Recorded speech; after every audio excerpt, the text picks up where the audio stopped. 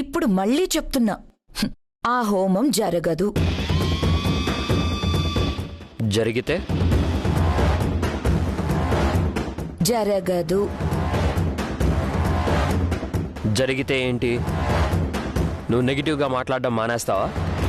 ఒకరికి పాజిటివ్, మరొకరికి నెగిటివ్. ఎవరి కోసం ఎవరి బుద్ధి మారదు. హోమం జరగదు అని చెప్పాను కదా, జరగదు.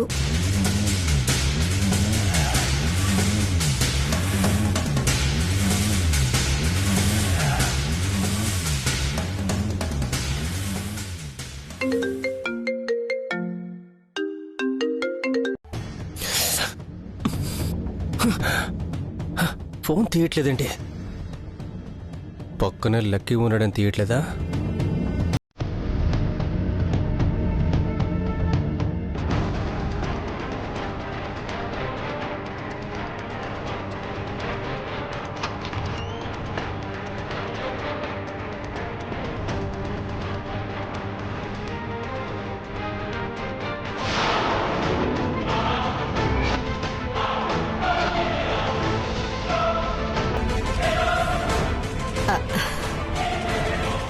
బాబు, మీరిలా వచ్చారేంటి? హోమానికి టైం అవుతుందని గురువుగారు తొందర పెడుతున్నారు. సియా ఎప్పుడొస్తుందండి?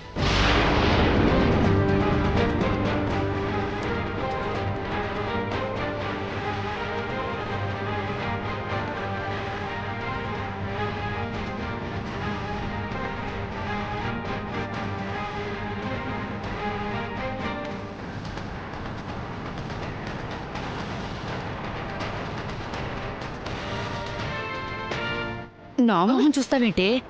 బాబు అడుగుతున్నాడుగా, చెప్పు. వచ్చేస్తుంది బాబు, బయలుదేరింది. నిజంగానే వస్తుందా?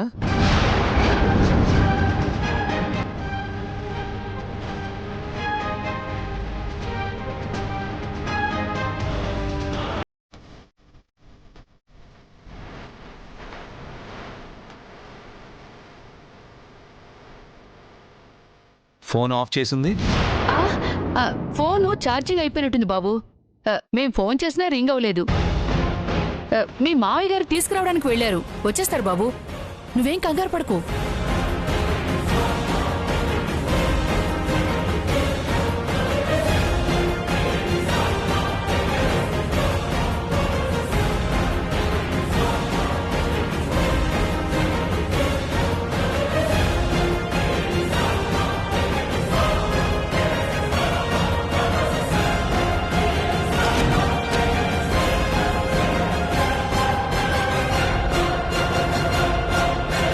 అత్తయ్య ఎందుకంత టెన్షన్ పడుతున్నారు? ఏదో తేడా జరుగుతుంది.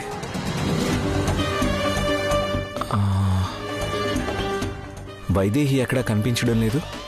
తనని అడిగితే మొత్తం విషయం తెలిసిపోతుంది.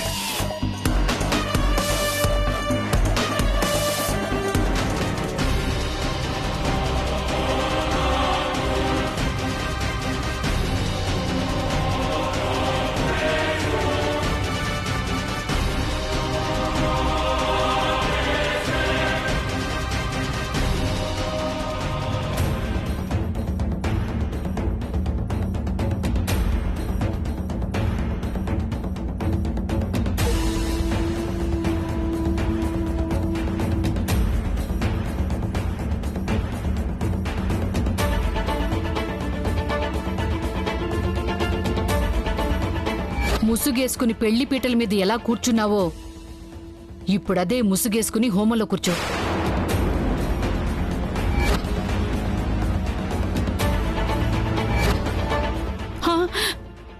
ఇలా కొద్ది కొద్దిగా చంపడం కంటే ఒకేసారి ఒక్క పోటుతో చంపి నాకీ బాధలు పడే కర్మ తప్పుతుంది. ఎదురుగా ఆయన కనిపిస్తుంటే నా సొంతమే అనిపిస్తుంది. కాని కాదు, ఈ ఇంట్లో తిరుగుతుంటే నా ఇల్లే అనిపిస్తుంది. కాని కాదు,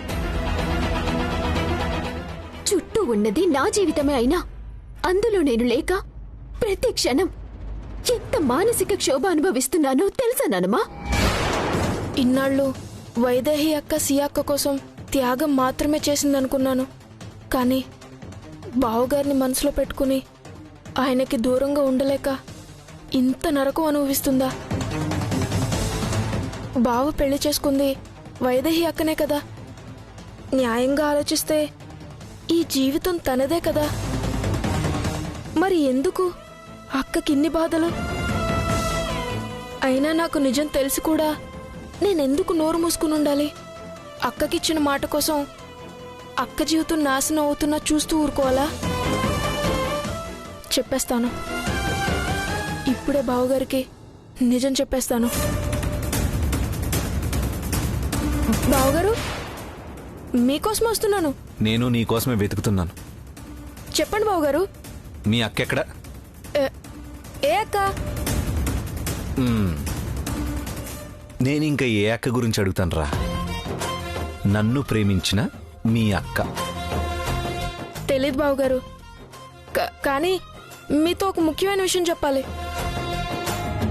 చెప్పు బామ్మర్ది. అది ఇప్పుడే ఫోటోల అబ్బాయికి నిజం చెప్పేస్తాను. ఇంకొక అడుగు ముందుకు వేసినా నేను చచ్చినంత ఒట్టే. చెప్పు బామ్మర్ది, ఆగిపోయావేంటి? ఏం లేదు బావగారు. ఇప్పుడే ఏదో చెప్తానని చెప్పి ఏం లేదంటున్నావేంటి? లోపల ఏదో ఉంటుంది, అడిగితే చెప్పరు. మీ ఇంట్లో అందరూ ఇంతేనా? లోపల ఏదో ఉంటుంది, అడిగితే చెప్పరు. ఇప్పుడు చూడు, మీ సియా అక్క గుడికెళ్ళిందన్నారు. హోమానికి టైం అవుతుంది, ఇంకా రాలేదేంటి అని అడిగితే నీళ్లు నవ్వులుతున్నారు. ఏం జరుగుతుందో అర్థం కావడం లేదు.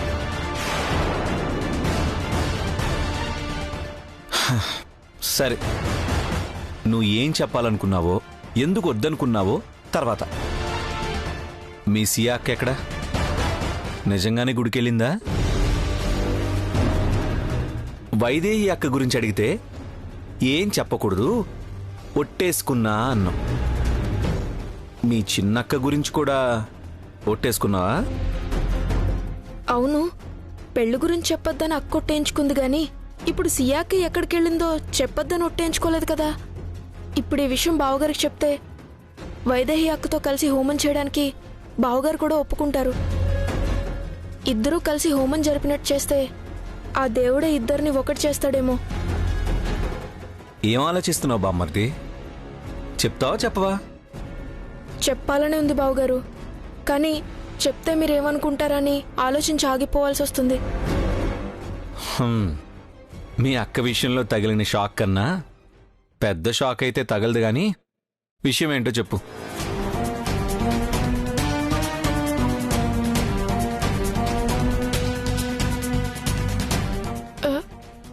సియా అక్క లేదు.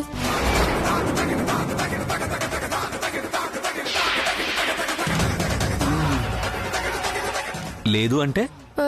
లేదు అంటే లేదు, ఎక్కడికెళ్ళిందో తెలీదు. మరి గుడికి వెళ్ళిందని చెప్పారు. ఎక్కడికెళ్ళిందో తెలీదని చెప్తే కంగారు పడతారని అలా చెప్పారు. ఇంత పెద్ద విషయాన్ని ఇంత సింపుల్ గా చెప్తావేంట్రా? సియా లేకపోతే హోమం జరగదు. అసలు ఈ విషయం ఇంట్లో తెలిస్తే ఎంత కంగారు పడతారో తెలుసా? కంగారు పడతారని మా నానమ్మ ఒక పరిష్కారం ఆలోచించింది, కానీ అది జరగదులే బావగారు. ముందు అదేంటో చెప్పు. అది జరగదులే బావగారు. ఈ హోమం జరగదన్న సంగతి మా అమ్మకి నాన్నమ్మకి తెలిస్తే ఎలా రియాక్ట్ అవుతారో ఊహించుకుంటుంటేనే భయంగా ఉంది. దానికన్నా ఆ పరిష్కారం ఏంటో తెలుసుకొని చేయడం బెటర్ కదా. అదేంటో చెప్పరా బామర్ది. ఏం లేదు బావగారు, ఇప్పుడు హోమంలో ఎలాగో ముసుగేసుకుని కూర్చోవాలి కదా. సియా అక్క లేదు కాబట్టి వైదేహి అక్కని ముసుగేసి కూర్చోబెడితే బాగుంటుందని మా నాన్నమ్మ ప్లాన్.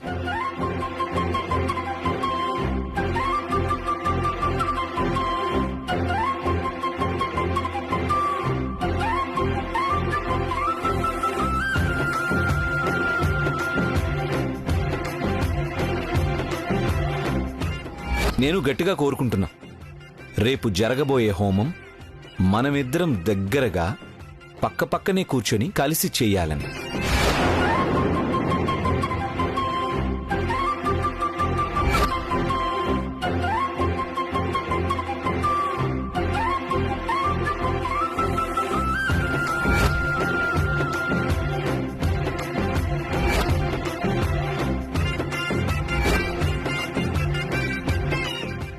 చెప్పండి, జరుగుతుందా?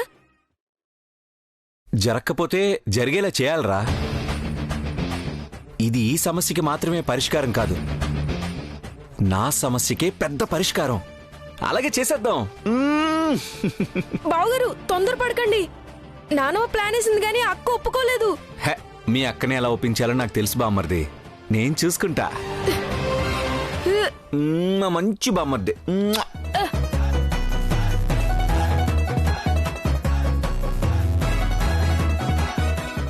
అమ్మయ్యా, నా ప్లాన్ వర్కౌట్ అయింది.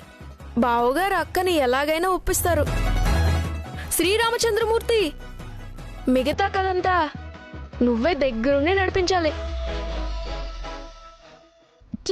చెల్లి చెల్లి, నువ్వు తప్పకుండా 1 గంటలో వచ్చేస్తావు కదా? ముసుగేసుకుని పెళ్లి పీటల మీద ఎలా కూర్చున్నావో ఇప్పుడదే ముసుగేసుకుని హోమంలో కూర్చో.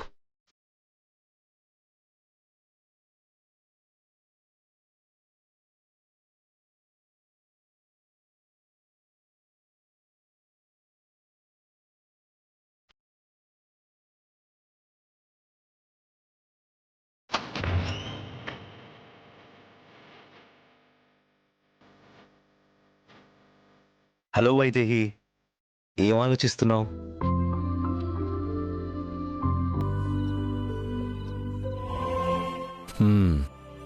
ఏం ఆలోచిస్తున్నావు వైదేహి?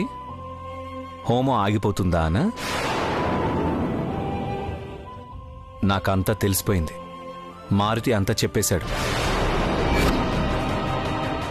ఏం చెప్పాడు? నా బాధ చూడలేక మారుతి పెళ్లి గురించి కూడా చెప్పేశాడా? సియా ఎక్కడికి వెళ్ళిందో మీకు తెలీదు, అసలు ఎప్పుడొస్తుందో మీకు తెలీదు. ఇంట్లో వాళ్ళకి ఎలా చెప్పాలో తెలియక మీరందరూ టెన్షన్ పడుతున్నారు, అంతే కదా?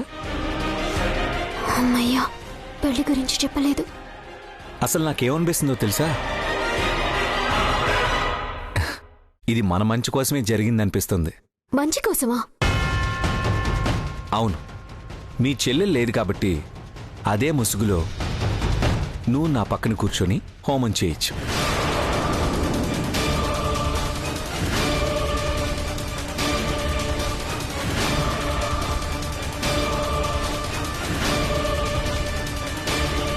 ఏం మాట్లాడుతున్నారు? నేను మీతో కలిసి హోమం చేయడం ఏంటి? ఇప్పుడు చెప్పడం ఏంటి? రాత్రే చెప్పాను, ఈరోజు మనం కలిసి హోమం చేస్తామనిపిస్తుంది అని.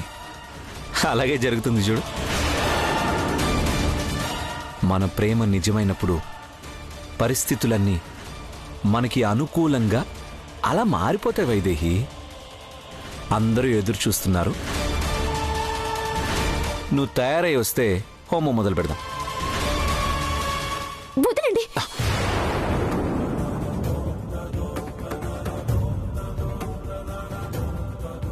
ఎవరు పడితే వాళ్ళు నిర్ణయాలు తీసుకుంటున్నారు. ఎలా కనిపిస్తున్నాను మీ కంటికి? అసలు మీ పక్కన కూర్చుని హోమం చేస్తానని ఎలా అనుకుంటున్నారు? ఆ స్థానం సియాది. అయితే సియా ఏది? లేదు. అందుకని ఆ స్థానంలోకి నేనెలా వస్తాననుకున్నారు? సియా స్థానంలోకి నువ్వు రావడం కాదు వైదేహి, నీ స్థానంలోకే సియా వచ్చింది. నీ గురించి ఏమనుకుంటున్నానని అడుగుతావు గాని నా మనసులో నీకున్న స్థానమేంటో అర్థం చేసుకోవా?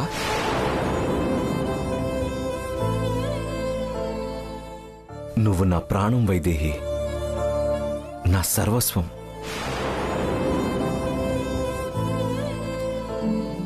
మా అన్నయ్య వదినల కాపురం చూసి అసలు పెళ్ళే వద్దనుకున్నాను.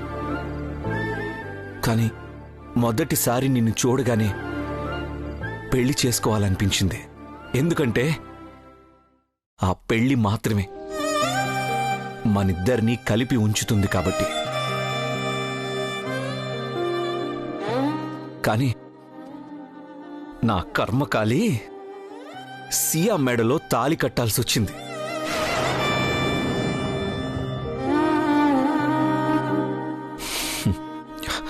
నీకొక విషయం చెప్పనా? పెళ్లిపీటల మీద